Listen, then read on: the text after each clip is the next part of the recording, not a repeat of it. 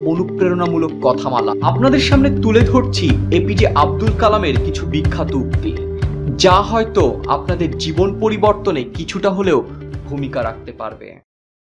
স্বপ্ন বাস্তবায়ন না হওয়া পর্যন্ত তোমাকে স্বপ্ন দেখে যেতে হবে। স্বপ্ন সেটা নয় যেটা তুমি ঘুমিয়ে ঘুমিয়ে দেখো। স্বপ্ন হলো সেটাই যা পূরণের প্রত্যাশা তোমাকে ঘুমাতে দেয় না।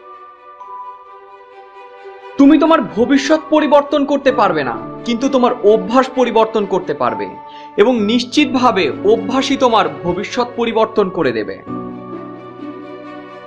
জীবনে কঠিন বাধাগুলো আসে তোমাকে ধ্বংস করতে নয়, বরং তোমার ভেতরে লুকোনো অমিত শক্তি ও সম্ভাবনাকে অনুধাবন করাতে।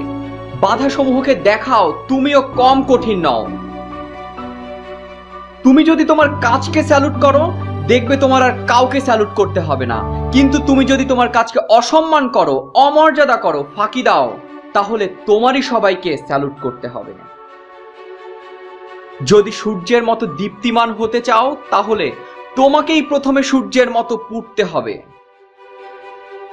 যারা হৃদয় দিয়ে কাজ করতে পারে না, তাদের অর্জন আনন্দহীন।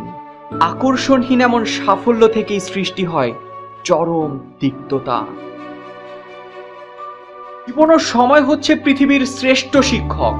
জীবন শেখায় সময়কে সঠিকভাবে ব্যবহার করতে, আর সময় শেখায় জীবনের মূল্য দিতে।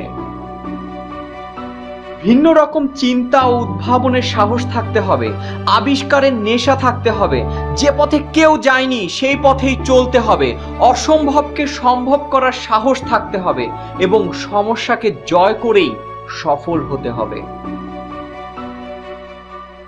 প্রতিদিন সকালে 5টি লাইন বলবে।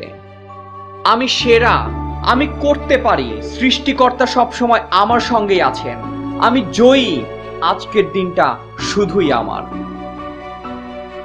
একটা কথা একদম পরিষ্কার, সৃষ্টিকর্তা তাদেরই সহায় থাকেন যারা কঠোর পরিশ্রম করে।